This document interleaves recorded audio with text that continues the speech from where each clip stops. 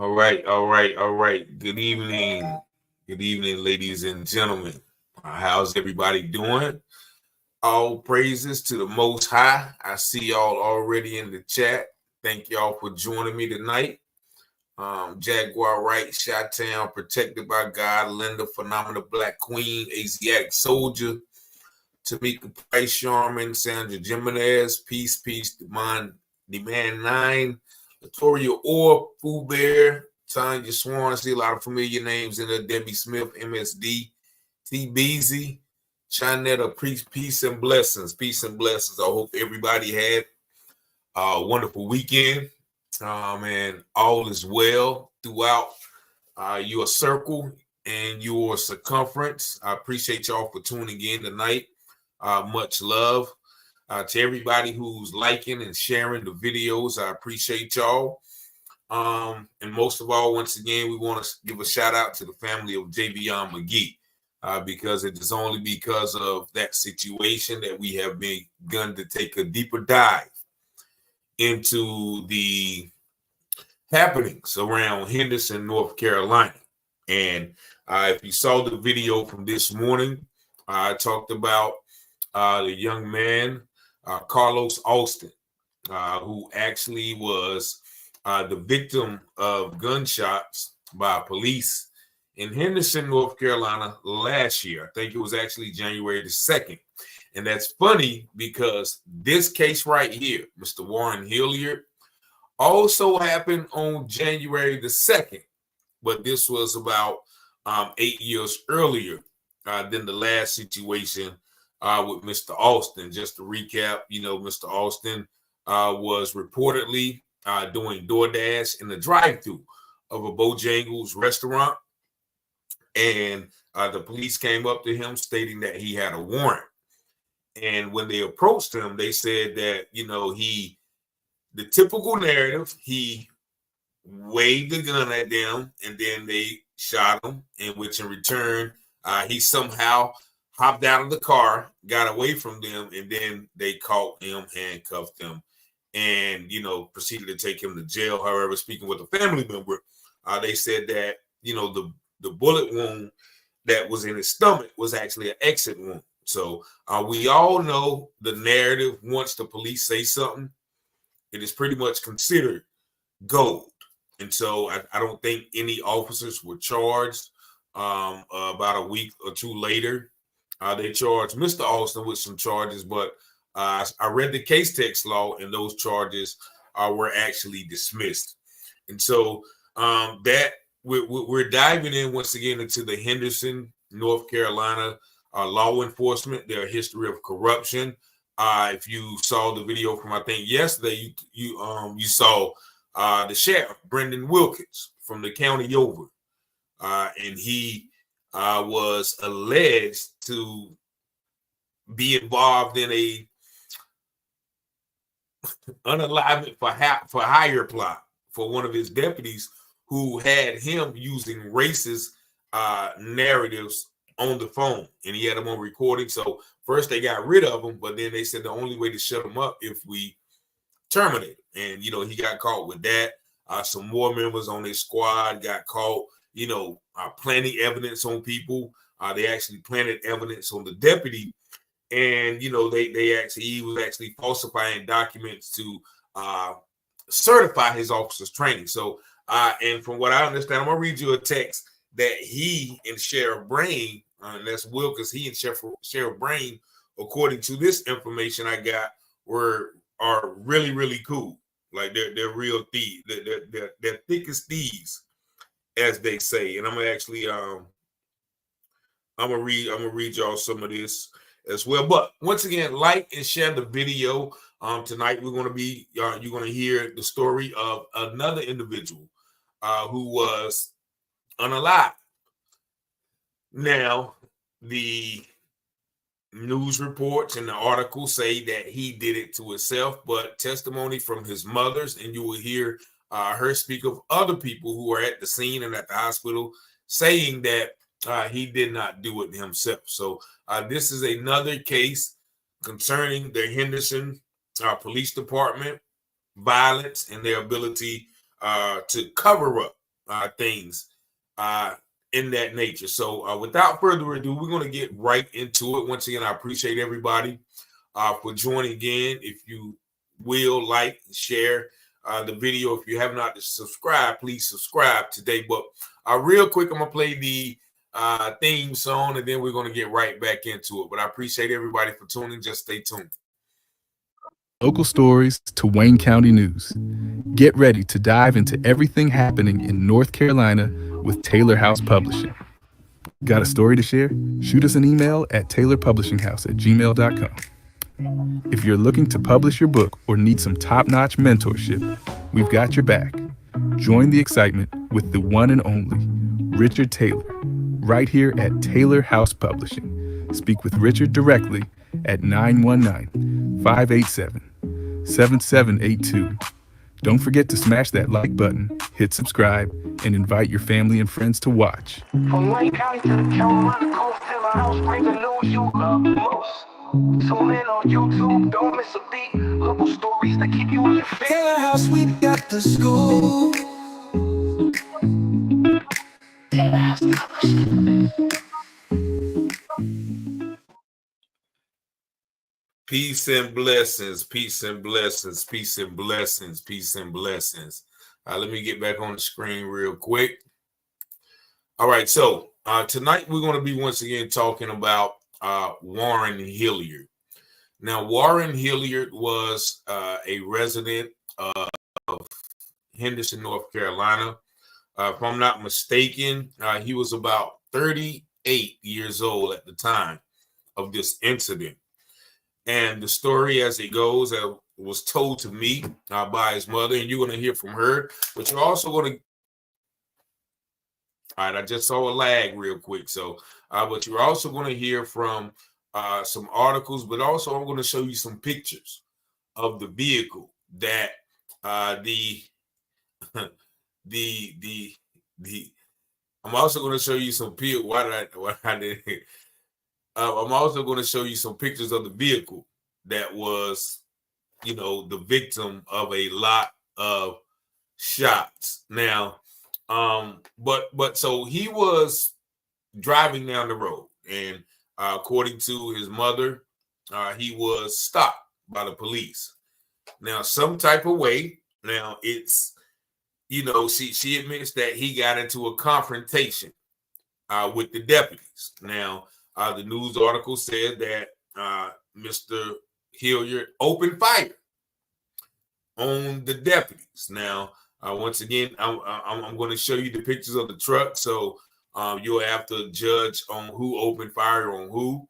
But he somehow was chased in the vehicle while still in the vehicle. They said he came to a dead end, and at the dead end, he hopped out of the car. And then when the police was closing in on him, they said that he put the gun to his head and unalived himself. Now, also, there was a young child in the car with him. So he was about 10 at the time. So now he would be about 24. So this child told a different narrative to Warren's mother, who you're going to hear right now. And no one was ever charged, but she's going to mention some familiar names. She's going to mention some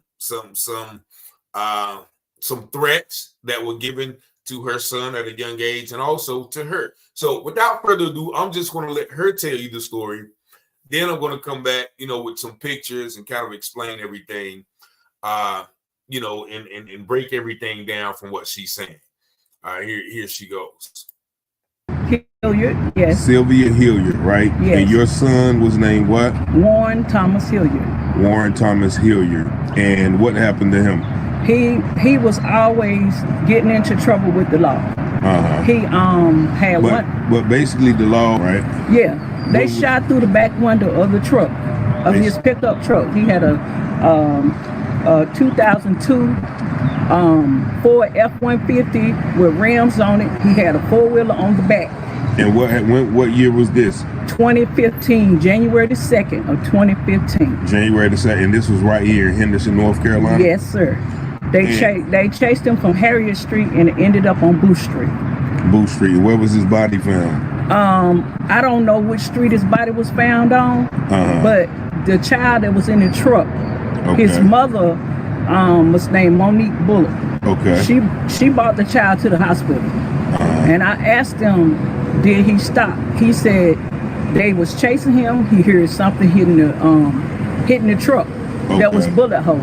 Okay. They had a bullet hole up over the gas thing of the truck. Okay. They had one up over the rim of the truck. They had one that went through the bed, back of the truck, through the four-wheeler flap, and one through the gas can, and one going through the bed. Now, and you said they shot a total of 9 times? Yes. The bullet holes was in the truck. When I got the truck, it had labels on it where the shots were. And then they was trying to tell me that he himself. Yes, the SBI was called in it. At the time, Sheriff Brain wasn't sheriff, but he was in Vance County, and he knows my family very well. Because my brother, my cousin married his sister. Okay, so I think he called the SBI. Did you ever get to see your son's body? Yes, I did. You did? Did yes. They? And what was the cause for the medical examiner? They only said he was shot in the back of his head. I didn't know. The back of his head. Yeah. But the police are trying to say he shot himself in a traffic stop. Yes, but when I looked at him in the funeral home, he had like behind way past the back of his ear. But then they ruled out because they said he had stipplings on his hands. He also had a confrontation at them, and they chased him to Booth Street. They chased him. You said you think he was drugged? Yeah, I think he was drugged face down because all up under here, the skin was gone up under here. And they did not. They when I got ready, the funeral home director got ready to find his body. Okay. He wasn't where he was supposed to be.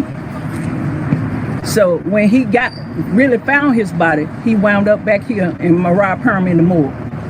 Okay. Only reason I saw him because I pushed him. Okay. Y'all say, but I'm the mama. I ain't seen my baby. I brought this baby in this world. I'm gonna see him out of here, and I demand to see my son. I'm not leaving this hospital. At that time, people was in the hospital going out saying that he didn't kill. They seen the whole incident. They didn't have a roadblock over there, and that area was on Harriet Street. It was a store across there, and they did say he did get in a confrontation with the police. Now he used to like to ride around with this little boy and play this song. Their favorite little song was Red Nose. This baby want his baby, but I live next door to the mother, and my son and her, I don't know how they met and got together. So that little boy always called me his grandma. Okay. So I asked him who took him out the truck. He said somebody else took him out the truck. Somebody else took him out the truck. My son had amps in the back of his truck. How old was the little boy? He was 10 at the time. So what did he say happened? He told me that that the police tried to attack Warren and shove him up against the truck. And Warren, I don't know, I heard so much stuff from my son the same way, just like this lady. My son had a phone on him. He had an iPhone watch. He had a platinum bracelet he always wore that was in his pictures. The last picture I took of him at my aunt's house, he had his phone in his hand and his iPhone watch. Phone was never recovered. Watch was never on his body. He called his girlfriend in, she lived in Lumberton. He called her and told her that he loved her. And only thing she heard, she said she kept screaming and calling him. She said only thing she heard, the police said, what the f*** going on? Just like that. I said, what? So was there any news coverage of it? No. Because I actually Googled it and I don't see anything online. No, they shut it down. I tried to get in touch with TVD. I couldn't get anything. Next thing I know, they trying to harass me. I was trying to get a job. They all of a sudden I come up with warrants. Oh, they tried to assassinate my character like they did my son, and I started going off. They leave me alone. I can drive around here with nothing right on my car. They don't stop me. They don't mess with me. And they said we don't like y'all Hilliards anyway. Okay. So you will hear you. Yeah. Okay. My last name Hilliard too, and then I got nephews that are Hilliard. So this happened 10 years ago, and they shut the investigation down. They shut it down. The only thing they said black man in Henderson. Okay. Okay. And they didn't say anything about the child in the car because there was a child in there with him. Okay. And I know someone right because my son had a Bible back behind the back of his head. A Bible, a big Bible. Before he would get in there, he would crank his truck up and read his Bible. And my grandma always taught us, well, if yourself, you're going to hell. Yeah. He'd been to prison. He had been to prison for years. When he got out, everything that he was doing behind the wife, girlfriends, because he was a young man. He just murdered. How old was he when he died? 35. He was 35. Now let me ask you this, because I don't want to get too much into his personal business.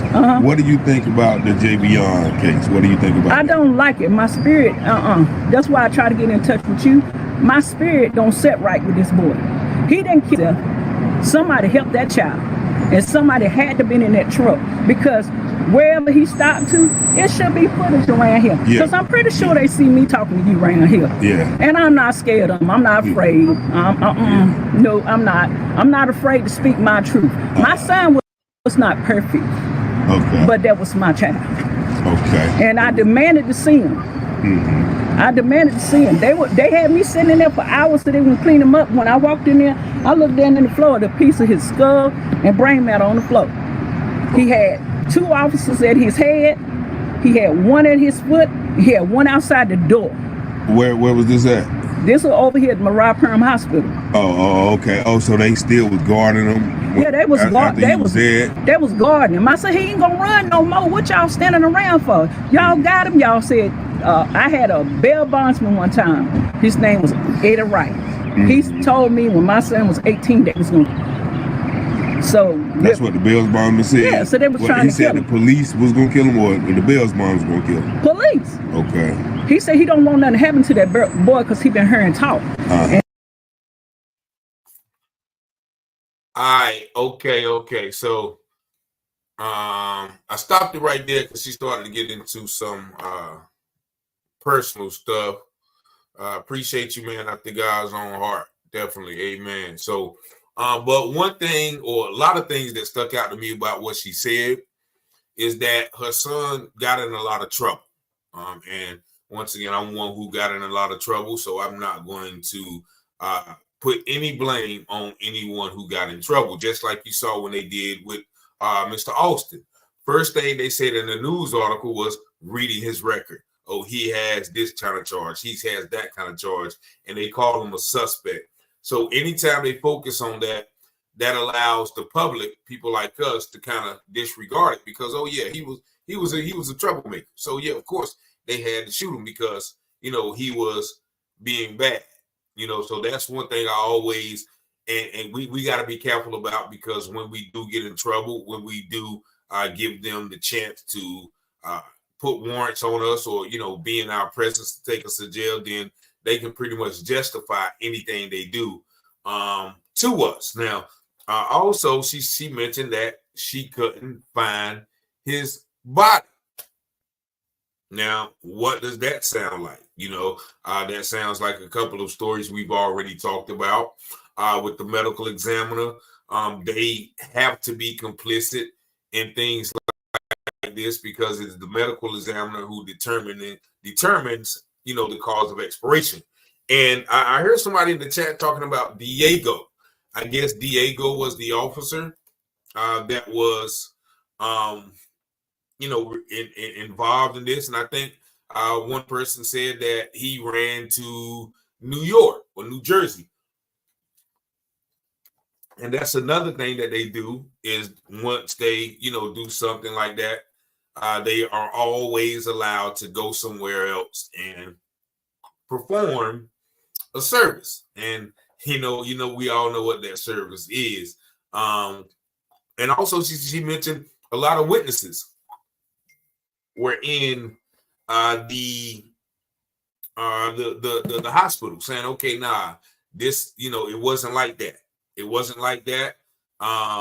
Okay. So the officer Diego, he met his final fate up north. that may be karma, paying him a visit. But also she said that, you know, she heard that when he was 18 that the police was going to try to unalive him then. And apparently they had to wait, 10 years or 20 or 17 years from the time that he was 18 to perform that duty. Now, I am a witness to that. Like, you know, certain police, they do have vendettas against certain families. So, and actually, I did receive the autopsy report to date. So I'm gonna go over that with you now. Those things were listed in the report as part of his property, but I never saw that, and I didn't get a police report, but I did get the autopsy report. I'm gonna go over there that with you. But again, there was no news coverage. There's no national news coverage. If you Google Warren Hilliard, I don't think anything that you pull up will mention him. But I was fortunate enough to talk to his wife at the time that he was expired, and she sent me this article right here, which I'm going to show you. And we're going to, let me see, where's that article? Okay, so I'm going to read a little bit of it to you. I don't know if y'all guys can see it on the screen when I put it up, but if not, I'm just going to read what it says. Now, you see the caption. It says, shooting death ruled in unalivement. And it says, no officers charged following the January incident. And I think this will be like in May of 2015. And you see the familiar name. It says Vance County District Attorney Mike Waters, who is actually still the district attorney now, will not seek criminal charges against any Henderson police officers for use of force against Warren Hilliard, who expired January the 2nd following a routine traffic stop. They said this was a routine traffic stop. Now, remember, Mike Waters is the current district attorney. He was also the district attorney who it took him 5 years to charge Sheriff Brendell Wilkins with obstruction of justice for him plotting to unalive one of his deputies. Let's see what this call is going on. Peace and blessings. You live on the air. Hey, what's up, bro? How you doing? All right. Hey, my name's Archie. Hey, listen, I appreciate what you're doing, man, about that brother, man, and the whole 9 yards, because it reminds me of my son. Young McGee. I appreciate what you do. I have a son, and I try to tell him, he's married to a white woman. He go down to West Virginia.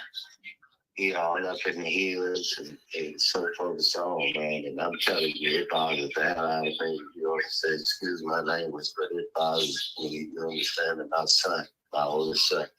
Can't tell him nothing. He go down there. I done been to Costa those folks. I used to drive bus trucks, you know. Back in the day, I'm 65 years old, going on 65. But it's a thing that he don't listen.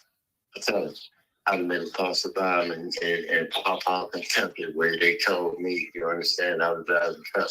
I took the wrong turn up in one of their stations, which they ain't got number one red light. And the sheriff pulled me up and said, "What you doing up in here, boy?" I said, "Well, I'm making my load." He said, "Well, you in the wrong place. You don't drive nothing off of here.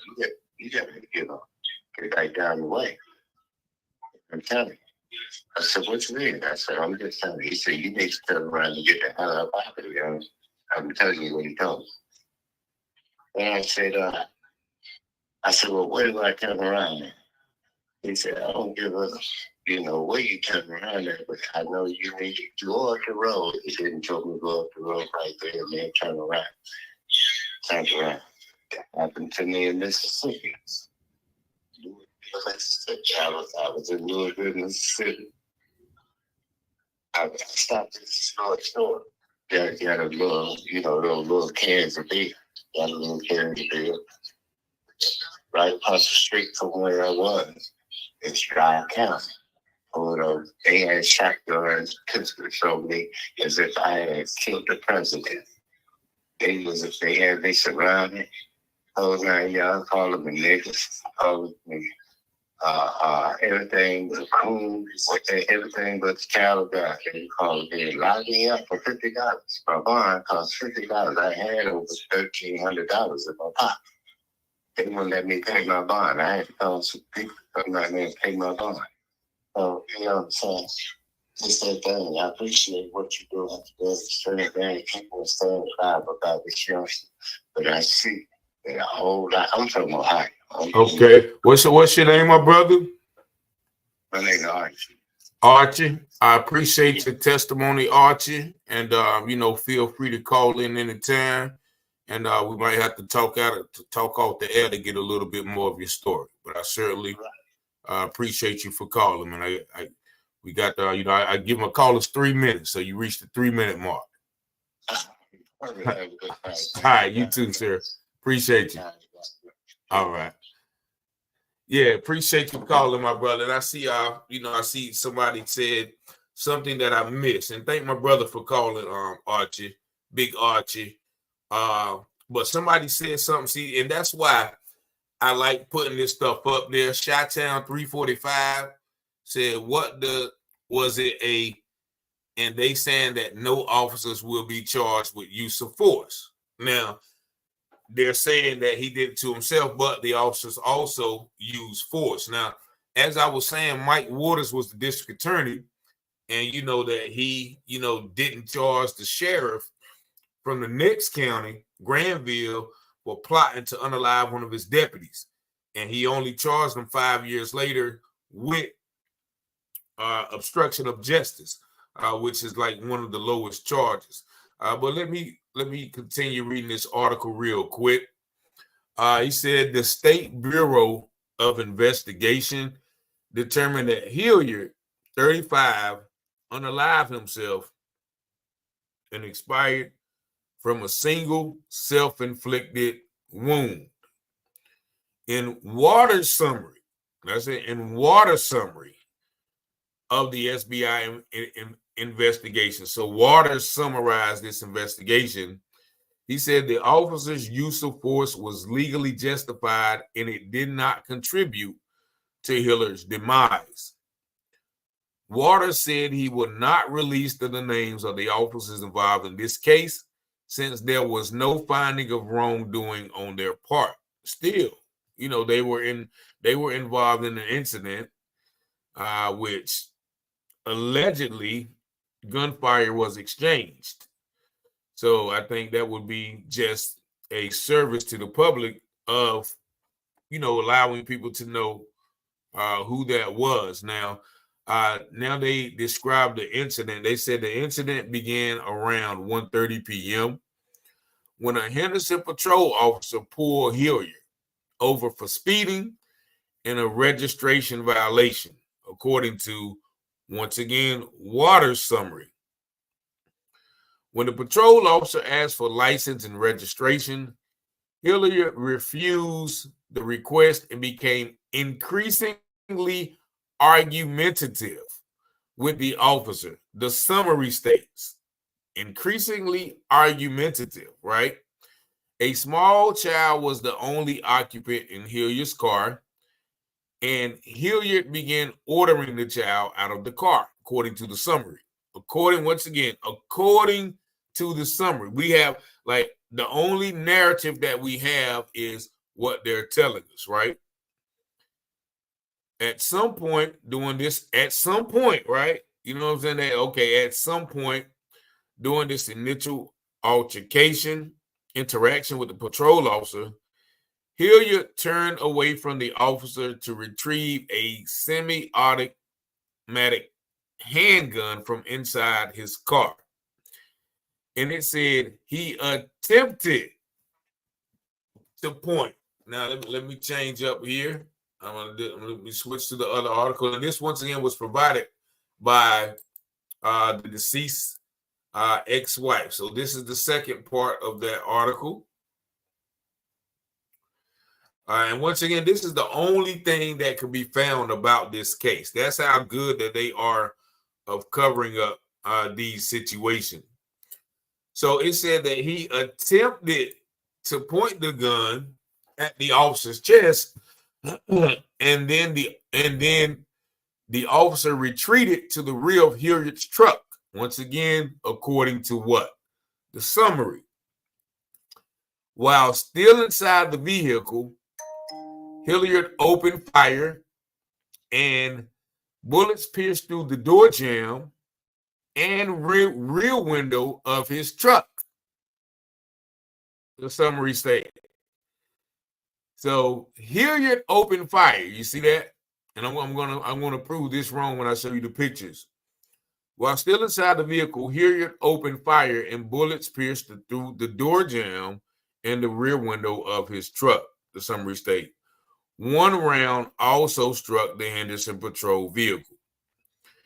Hilliard continued firing as he exited the vehicle, the summary states, and the officer returned fire. Now, the officer finally is returning fire, according to, once again, the summary.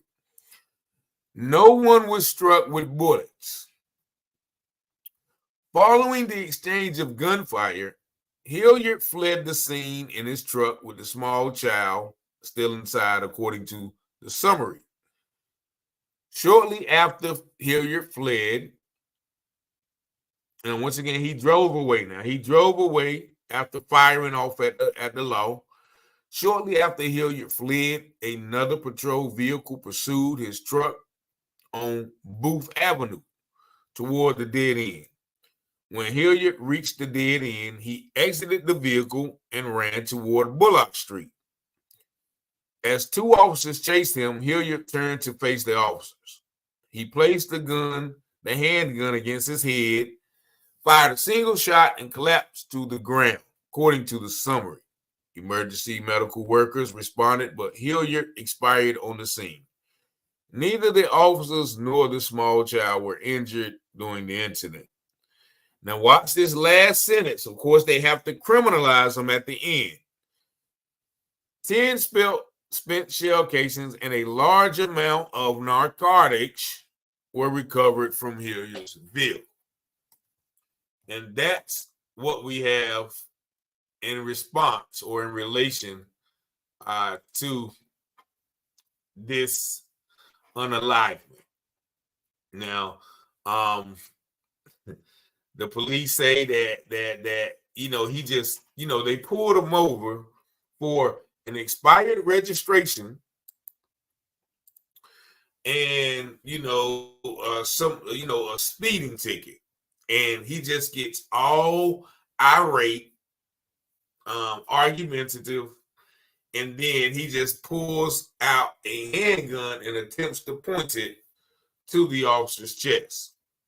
If he was going to fight, if he was doing all this firing, then why didn't he just fire there? Why did he have to point? Why wouldn't it be they say that's another thing. Yeah, they say he exited the vehicle, continued to fire, and somehow did he get back into the vehicle? Yeah, and remember his mother said that, the young boy said that they tried to pull him out the car. And that sounds more truthful, like, he was arguing with him, I ain't getting out. And then they tried to, as the boy said, they tried to rough him up. And the mother mentions that, she feels that he was drugged outside of the car. But they said that several witnesses at the scene saw what really happened, according to the mother. But I want y'all to take a look at this real quick. There's a lot of pictures I'm gonna show you, but let me just show you where's the smoking gun, as they call it. Is it this one? No, it's not that one. Let me see. I'm gonna show you. Bow. Okay, there's the one. I hope y'all can see this one. Y'all let me know if y'all can see that pretty clear. Do y'all see that pretty clear, right? That is the back. That is the back of the truck window. What's going on, Barbie Starks? This is a case where Henderson officers opened fire on this man. So they said that he fired outside of the back window of the truck. But if you look, and I don't know if y'all can see my mouse, but this right here, this hole right here that's labeled, from the trajectory, like from if he was firing outside of the back of the truck, the hole will be pointing outwardly. You can clearly see that this pole, this hole right here is indented going towards the inside of the truck. This hole doesn't show that somebody is shooting outside of the back of the truck. Like this is the window on the back of the truck, like right above the cab. Excuse me, but right above the cab. This is the window right above the cab. Now, this shows that's the entry shot. That's right. Somebody knows something about, some shots. That's entry. That's not an exit.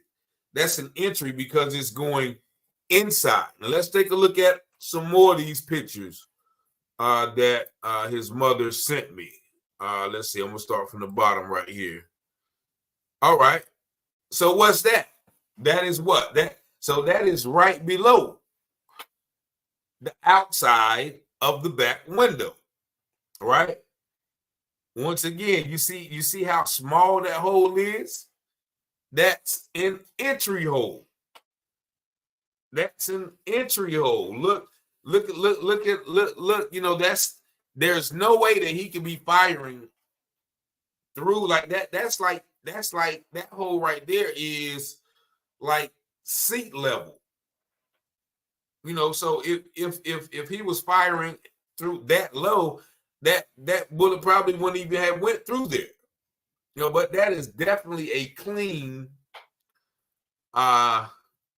entry. There is no body cam footage, of course, because body cam footage tells the truth. Just like our brother Carlos, who from state, and anybody from Henderson who knows that situation and want to get some clarity, or if you know Carlos, man, tell him to reach out because I want to hear his story. But there's no body cam footage because body cam footage will show what really happened. And you can clearly see once again this shot as well coming from outside of the vehicle. Now, this is a story of 35-year-old William Hilliard, who they say he opened fire on them. But this is clear that, these bullets are coming from the outside in. So let's take a look at another one. Let me see. He can't be shooting that straight directly. Yeah, because there's no way, right? He couldn't have done that. The other chair would be in front of him. So let's take a look at some more of these pictures. Now, this is the one right here. Now, if I'm not mistaken, that is the driver's side. That is the driver's side chair. And you see that little tape piece right there? That is where bullets have landed or were. And you see right there, like there's no way that he would be, once again, firing and hitting the back of his own chair. Now, mind you, remember, she said that they couldn't find the body. So, they may have done a lot of doctoring up while, his body was in limbo. Yeah. Appreciate it, Sophie. You spent 3 months on jury duty suing gun manufacturers, and you're 100% real. Yeah, definitely. You got it. You know, that's common. You know, that's common sense. That is a entry.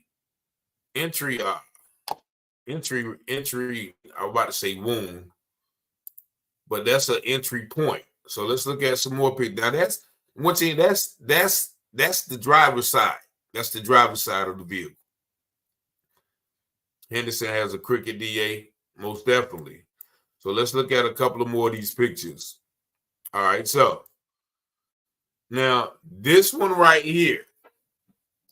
Now they're telling me now that looks like what? That looks like the driver's side, rear view or side view mirror, right?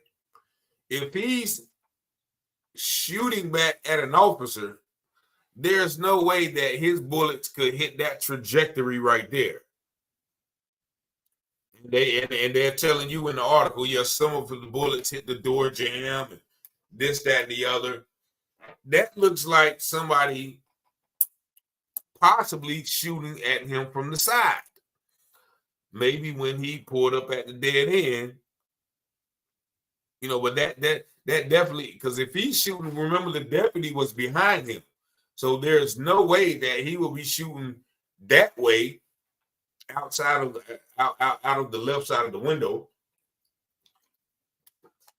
There's no way possible that hole right there could come from him. So that's more evidence that none of these pictures are showing possible that he could have made any of these holes in the vehicle. Let's go to this one. All right, so now there's another shot, right? Do you see how low that is? Now that looks like because that's not even a hole. That's not even a hole. Like, so if he was shooting from the inside, that whole panel would be, you know, it would be a hole. That looks like a mere dent. Now I don't know, so you know, y'all tell me that, but still, if he's shooting outside of the car, he wouldn't be shooting that low.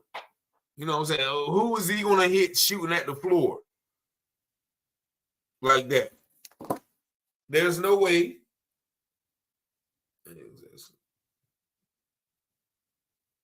There's no way that could be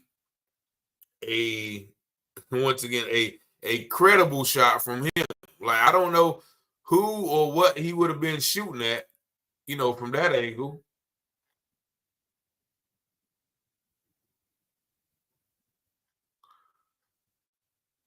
Probably multiple officers shooting at him, right?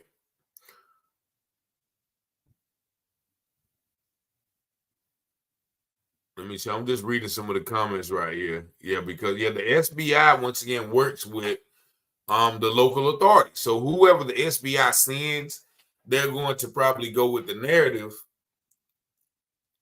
of the people who make the story up. And I say make the story up. Very, very that I mean, realistically, logically, they make the story up. So here's another picture. Now, now this is another smoking gun. Okay, now that is the back cab of the truck. Now, nobody on God's green earth can tell me that, you know, our dear brother did that shot, right? That is on the back corner of, you know, the I guess that's still the cab. You call it the tailgate, whatever that is. But yeah, that's a clear-cut shot. He had the door open. Let me see. Okay. He had the door open. The door, I mean, I'm glad I got some forensic scientists here. That makes sense. He had the door open. The door was open when they were shooting at him. While the door was open. Okay, so that I was wondering How did that make sense? Let's go back to that. You must be talking about that one right there. Okay, and that one. Okay, that makes sense. That still makes sense because even if he's shooting, like he's not shooting that low. He's not shooting towards the door. He's shooting back. If he was shooting, hey man, I appreciate you, Chi-Town 345. That when he was locked up, did he get into it? Also, they probably yeah. A lot of hey, Chi-Town, you own it, man. You definitely own it, man. Appreciate you. Why would he be shooting with a child? Hey, make it make sense, right? Why would he be shooting with a child in the car? Now his mother said that they said, you know, he did have gunshot rather on his hands. And I still believe, once again, they ambushed his car. Now, maybe they ambushed him and, you know, he fired off. You know, but okay, your grandma is property in the area, 90 years young. The story she told me when she was a child. I see why she came to New York. And don't want to, yeah, appreciate you, Crown One. But let's go ahead and get through some of those pictures. But I appreciate you for making that clear. Where was we at? We was right. Hold on. Okay, we got that one. We got that dent. We got that. Did we get that one? Yeah, we got the smoking gun. And there is another one. Now, I think that is once again part of the door panel. That was switched or flipped over. And there's another. Now that looks like a grazing. Okay, okay, no, that's different. Yeah, now that's a different. And once again, that goes with the narrative that my brother said that the door was open. I think that is a okay, well, nah, that's still a side view mirror. So they don't even fly out when the door is open. But that doesn't look like, if he's shooting, his bullets are not going towards the front of the car like these are. They're going towards the back where the police said they were. Hey, yeah, man, Chi-Town is on it. So, and I think, let me see, she sent more pictures. No, she didn't send more pictures, but they did, you know, give the autopsy report. Let me show y'all that real quick. So the autopsy report is from, you know, the chief medical examiner. Let me see what that report is. Okay. Here it is. Hold on. We got a call real quick. Peace and blessings. You live on the air. Yeah, Mr. Taylor, this is Chi-Town, man. I'm in the chat giving my little opinion about all these pictures and stuff. Yeah. I got tired of trying to type it all, man. Yeah. I just want to get all real quick. All of those holes are entry, and they're from the rear. And the one in the door, let me talk about the one in the door jam. If he was pointing his gun at that door jam and he shot at that door jam, that entry would have been on the angle. You can clearly see if you open that door, that bullet hole is straight in. It's straight on. It is straight off from a rear position. He had that door open. They was firing upon him because he went back into that area where there was nobody there back there. He went back there and he opened this door. I believe they fired on him immediately. That's what. Yep. That's that. And that makes sense. That makes sense. That definitely makes sense. And so when he finally got out and tried to run, that's when they lit him up, and they lit the truck up. It was multiple officers. Yeah, and the hole in the back panel below the window. If he was shooting, if he was turned. Hold on, let me see. Which one below the? Oh yeah, okay. Hold on. You talking about the one below the window? Okay, I got you. If he was turned back, he had his back turned. He was sitting in the driver's seat. He was turned to the back shooting. There is no way It's inexplicable. It's inexplicable that hole is there, and they're saying that he was shooting from the inside of that building. It's just inexplicable. He was aiming downward, and he was shooting downward. How could they even argue that he was aiming for them? I mean, it's bonkers. It's bonkers. It's bonkers. And that hole in the tail light in the back of the truck is just the nail in the coffin. It is the smoking gun that proves that somebody was firing on him from the rear position of his belt. Yeah, man, I appreciate it. I was looking at him. I didn't know how to explain it, but I just, because I just know, like, those don't look like he could have did them. Now I didn't put together how could they have been done, but I knew he couldn't have did none of those shots. So I appreciate you, my brother. Thank you. I appreciate it too, man. I'll holler at you. All right. So yeah, so now we about to check out the autopsy report. Let's pull up the autopsy report real quick. Let me share this screen.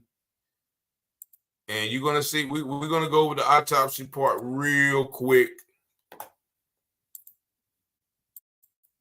Okay, y'all can see that? Can y'all see that report? Yeah, okay, y'all might can't see it. They might try to flag it because they got the chief medical examiner up there, but we're gonna try it anyway. Okay, so autopsy authorized William Denson. Cause of death: perforating wound of the head. Entrance: right temple scalp with suit and muzzle abrasions. Now, that means that the barrel was right to his head. Now, that could have been done by him, or that could have been done by the police, or that could be just an outright lie. Because remember, they had the body for some weeks. Exit left temporal, the left temple, I'm going to say, scalp. No bullet or fragment recovered. Wonder why? Because if you have that bullet, you'll be able to tell where it came from, right? Path: perforation of skull and brain. Direction: leftward, upward, and frontward. Okay, so leftward up. So that is kind of like the mother said, behind his head. Now, mind you, it doesn't say anything about, well, so far, it doesn't say self-unalive so far. Said obesity, body identified by the tag. He was about 6'1.5", 285. Clothing: yellow and brown work boots, gray and white socks, cut tan cargo pants. In the left front pocket are 2 quarters, 2 dimes, 1 nickel, and 4 pennies, right? So 79 cents. And the other pockets are empty. Now, mind you, at the end, they talking about he had a large amount of substances in the car. So if he got a large amount of substance in the car, he probably would have had a large amount of money. I don't know too many hustlers that got a lot of work on them, and they riding around with 79 cents. And that's what his mama said, okay, what happened to? Best believe they took that money.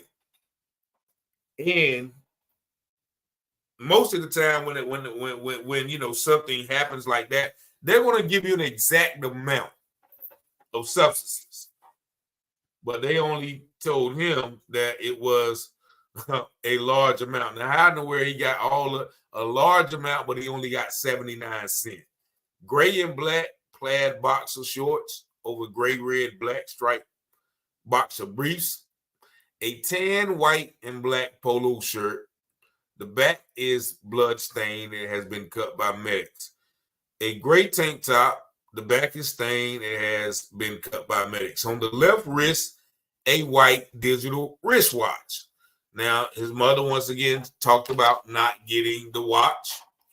On the right wrist are a hospital band bearing the name John Doe and another hospital band bearing his name. Both have medical record number. So they John Doe him. They John Doe him.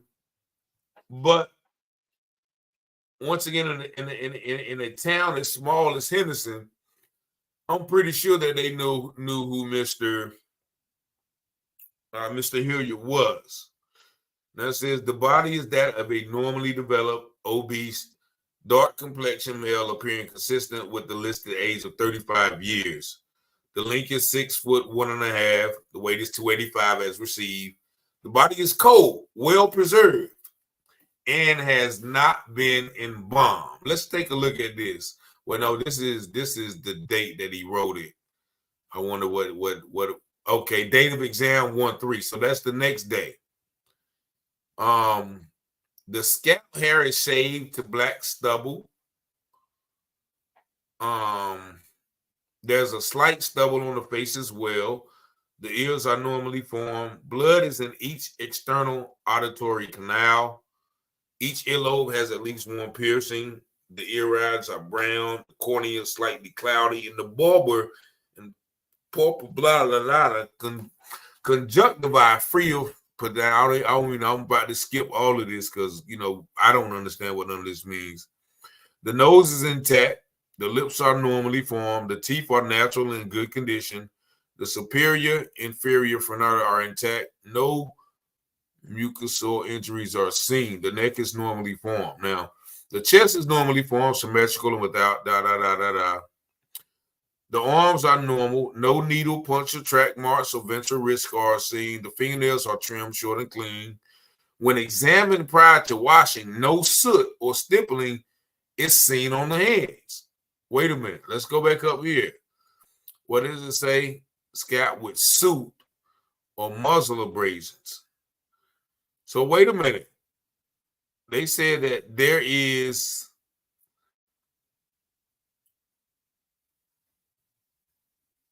Wait a minute. Didn't they say he had some on his hands?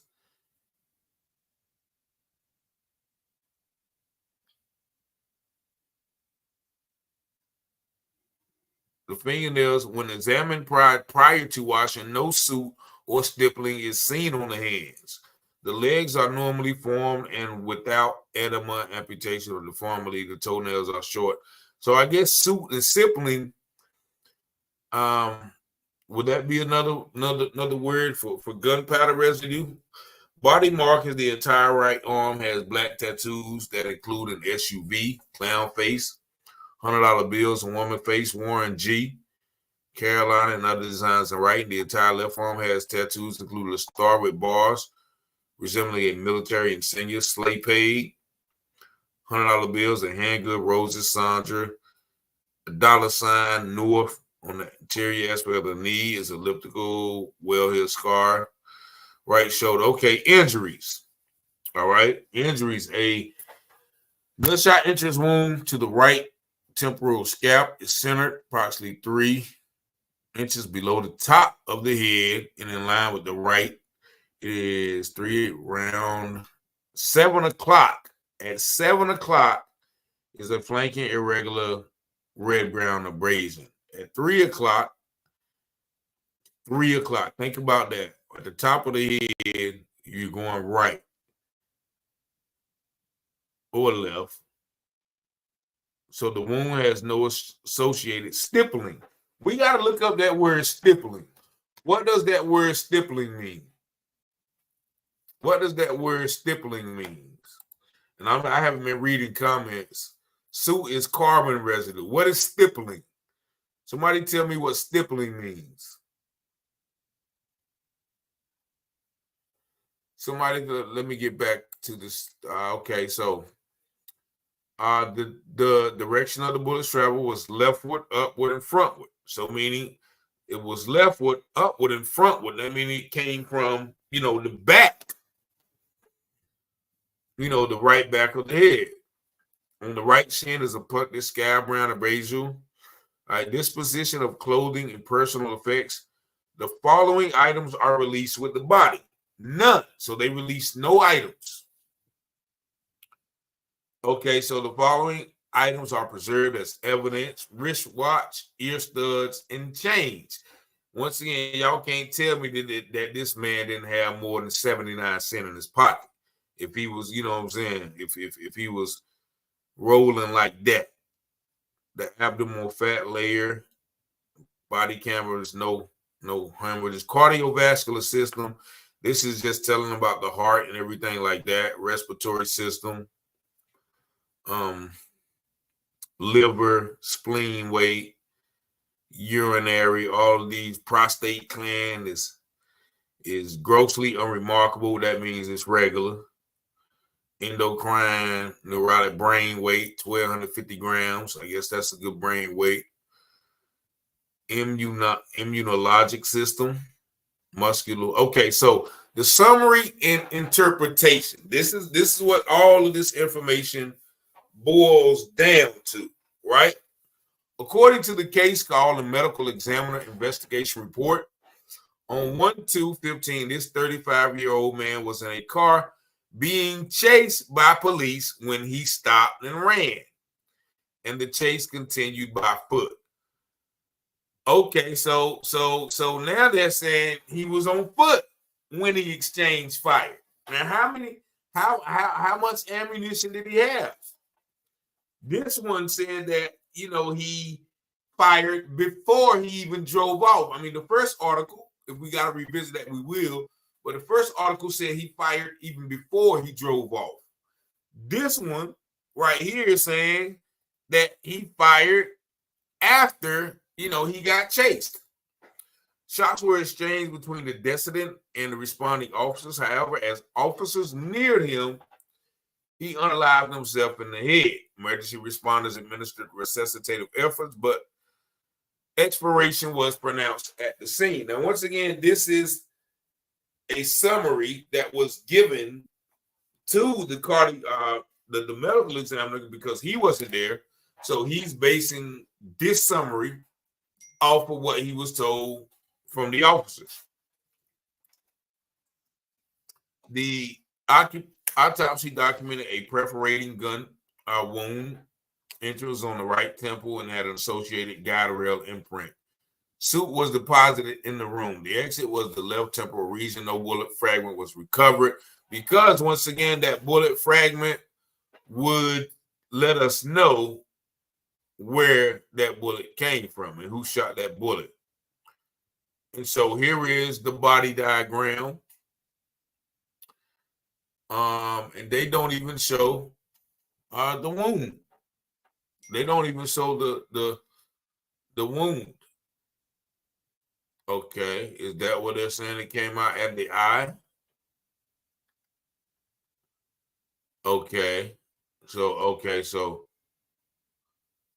I don't get it because they said it traveled upward and frontward. So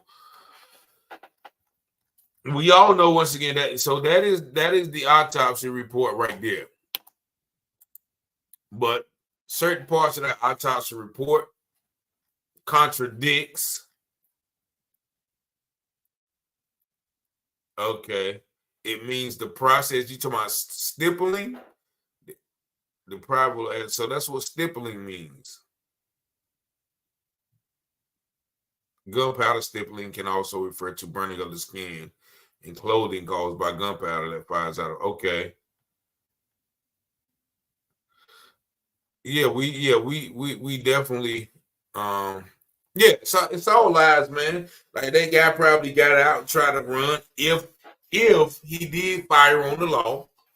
Now, once again, we can't justify that, but if he did, I know though, like, if you run from the police and they catch you, they're gonna beat you. Trust me, I know. They're gonna beat you for making a run. Like, cops, they tell you, okay, you made me run, I'm gonna beat you. So imagine if he did fire off him. Soon as they get an opportunity and get him by himself on that dead end where nobody can see, or they can easily keep people away from it, then they can pretty much do what they want to do with the man. So if anybody from Henderson remembers that, I'm pretty sure, a lot of people do. Let me see what this is. Prince of Spy. Okay, that's stippling.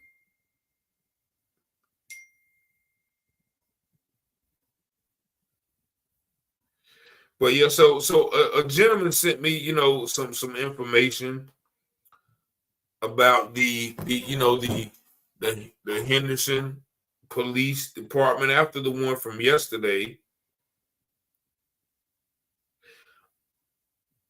Okay, here. Okay, well now this is somebody telling me to report the threats that was made against me. Let me see, because this guy gave me some information. I'm looking for this.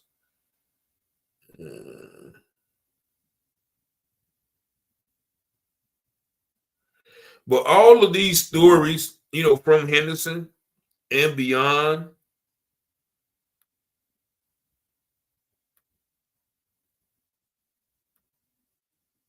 give us, once again, reason to doubt the narrative that they are giving us. What is 252? Okay. Man, I cannot find that text that they got sent me, man. Oh yeah, here it go. Here it go right here. So this is a long narrative. Okay, now is this it? Is this it? No. Oh yeah, this is it right here. So, what do you say? How could he have gotten out and ran when the truck had been shot up? He was hit with all them bullets running. Yep, I think he was hit. When he was in the truck as well.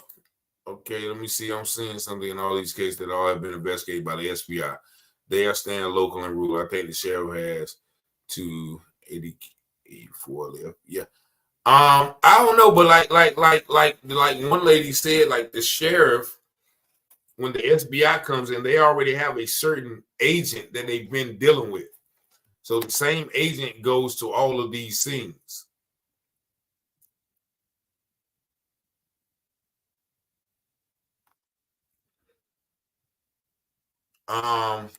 So Javion McGee was still, there's been some developments. I've been, kind of told to, not speak on them yet because, the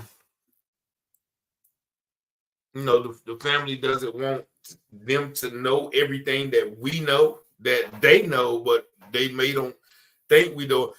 And a lot of times a lot of the stuff, like the mother said, that, she had to tell them some things that she had found out. So, I guess we gotta keep, we're playing the waiting game. It's hard for me because yeah, he definitely, I think my brother was hitting the truck, and like the mother said, somebody drug him out. Like the kid said they dragged him out. And once again, there was a kid in there. There was a kid in there who was in the truck the whole while. So these sheriffs, like I mentioned, the sheriff in Granville County, Brenda Wilkins, and actually somebody said that, they gave him 2 years for a whole bunch of stuff. But somebody said his convictions were overturned. Another set of convictions were overturned. And if I'm not mistaken, he's slated to be out now. Now, what's bad about him is at his court date, he had a plethora of supporters saying, okay, well, I was hoping for, house arrest and probation so he can get on with his life. Like they said they would elect him again. Even with these charges, they would elect him again. So that is a whole, and mind you, he's on tape called using the N-word, to one of his deputies, and actually on tape saying, okay, we got to get rid of him because he got me on tape using the N-word. Now you got a whole courtroom full of people supporting him. So that lets you know their ideology. And once again, Granville and Vance County are thick as thieves. Once again, they have the same DA. Anytime you have the same DA, that means you're in the same legal jurisdiction. So these guys work together. And here's what somebody now, this is allegedly, this is information sent to me. Check out the statement of the sheriff in the case of the guy that found in that filed lawsuit against. Well, where was this at? So where was that at? Was that in this county? Yeah, but so this man, and when he's from the area, he says, I seen your video on former sheriff of Granville County. And then he says in parentheses, funny, he and Brain were thick as thieves prior to Wilkins' arrest when Brain was running for sheriff of Vance County. So here is Sheriff Brain, who many people of the area say that, you know, he's a Sambo, allegedly. I'm not saying so. I'm just saying this is what people say. Now he's hanging with a known racist before, you know, he gets elected. He said the former deputy in Granville County Sheriff's Department got Wilkins on a recording using the N-word. When the deputy went to expose the dirty sheriff, he is also on a recording trying to unalive the deputy that had the tape of him calling the deputy the N-word. He said, you think that's crazy? When he came to court last appearance, the courtroom was full of racist supporters. And they are saying when he gets out of prison, he may run for sheriff again because he told another man that Granville didn't need a N-word leading the sheriff department. Now, currently, the sheriff of Granville County is a black man named Robert Fountain. But allegedly, they say that they got so much on Fountain. I honestly believe if allowed to run again, Wilkins would beat Fountain in the election. Now, mind you, like I said, on the news tape, if y'all saw the video from, I think it was yesterday, the guy was like, man, if he wouldn't have got in trouble, you know, he would have been sheriff for life. That's how much we like him. And, you know, when he gets out, you know, if he run again, we're going to vote for him. I'm like, bro. And if you look at that man, you already know what his ideology is. He said they got a choker around his neck, Jaguar. That's why he's scared they would take Brame out. Yeah, I think, once again, Brame has been MIA. Brame is nowhere to be found, you know, according to the people in the town. And, you know, so you can't find him at his office, neither the mayor's office. But he said that old Karen, now mind you, Karen is the name of a few people we talked about, but Karen was also the DA, and then his son was the DA, and then Mike Waters is now the DA. He said, but that old Karen, Waters, Dunlow, and Perry surnames have a lot of money and basically run ished in the county, allegedly. And he said, if you get a chance, ask the sheriff, Robert Fountain, how he accidentally discharged his firearm in a government building in Granville County, almost hitting another deputy. Now, this person says, I'm not saying it's true, that Fountain is just as crooked as Brame, if not more. And so he's sick of the dirty police in Vance County. Now, if you remember the article I did about the man, Brindle, he had a deputy sheriff who was everyone. Yeah. So he had a deputy sheriff who took out himself and his wife. And when he did it, they found a lot of substances. They found a lot of guns and a lot of money in this man's house. So evidently he may have felt the heat coming in. Maybe the feds was coming in. I don't know how he was. Now, I don't know if this the guy, but he said the drug cop under Wilkins' name is Chad Coffey. Do some research on him because he went to prison as well. And it's well known he sent many young black men to prison by planting evidence and money missing from the evidence room that only Coffey and Wilkins had access to. So this whole area has a reputation, and y'all let me know. They always have a Negro in position of power that is corrupt because they can remove him with ease. Yeah, definitely. And or if he don't play by the rules, he'll get off too.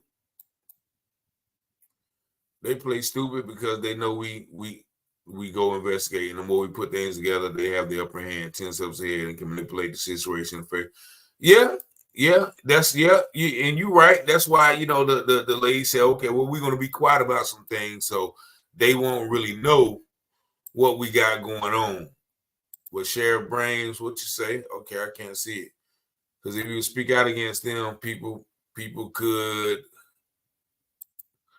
I forgot that. Everyone. If you would like to help investigate, yeah, definitely. Yeah, definitely. Yeah, anybody who got some expertise, just let me know. Because I mean, we got a lot of people on this case. Coffee, the Bills bond is sweet, but I heard her husband. Okay, I don't know who he's talking about. But I think he was talking about an ex-deputy. But this is a story that has got swept under the rug. Like nobody investigated, nobody looked into these things, and my heart goes out to that's the bed of the truck where the bullet hole is above the rack. Yeah. So our heart goes out to that lady. Evidently nobody looked up these things, nobody investigated, nobody did any forensic scientists because as the woman said at the end of the video, like she was just trying to get up some money to bury her son. And just like in the case of the McGee family, like they not thinking like, okay, how can we prove that this is not what they say it is? They're like pretty much in shock. They operating on autopilot. They like just yeah as much as they can investigate. But there's no body in the city. I had a case I wanted to say what they got to do. The dude killed. I feel he part of so, but there's nobody that's that's going to look beyond what is put out there and really dive deep. You know what I mean? So once again, my heart goes out to this mother. My heart still goes out to Javion's mother. Fortunately, we've been shining some light on this case. Apparently there's some heat on this case, which we hopefully it doesn't get swept under the rug. Eyewitnesses on Javion, and his body's condition. So many things, still haven't got the phone records. And mind you, it's been almost 2 months. Where's the autopsy report? And this is how, I requested this autopsy report, I think, yesterday. And it came today. So I requested Javion's probably like a month ago. And it still hasn't came. So what are they doing, with that report? It doesn't take long. If it is as simple as they say it is, right? If it is as simple as him doing that, it will be a simple asphyxiation. And then, he died. But why is it taking 2 months?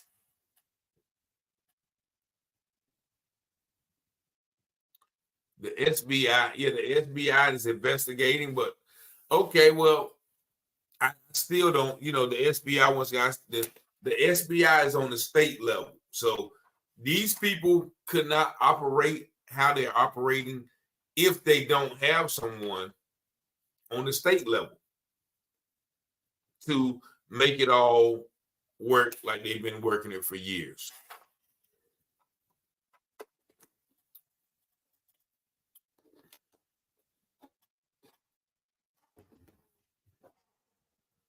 Yeah, so I don't know, like so he wouldn't go against him, like my brother said the other night, because he eating off the situation too.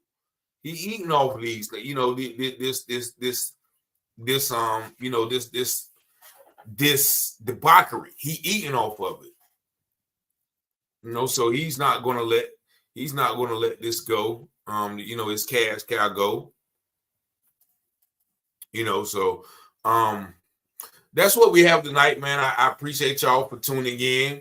Got some more information coming tomorrow about some more situations. But I really appreciate y'all. Once again, we standing on Ephesians 5:11. Take no part in the works of darkness, rather expose them, for it's a shame to even speak of what they do in secret. But I really appreciate y'all for tuning in. Thank everybody for the chats, the cash apps, the super chats, all those things. Appreciate y'all for tuning in. Make sure, once again, you like and share and subscribe to the channel.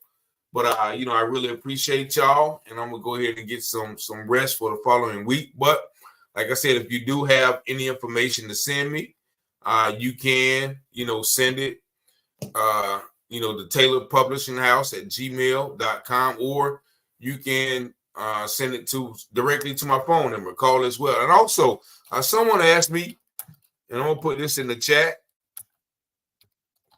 because they wanted to send me some t-shirts and information, and let me see, and all of those things. So I'm gonna put my P.O. box in there, so you guys can send whatever you need to send, be it information or whatever.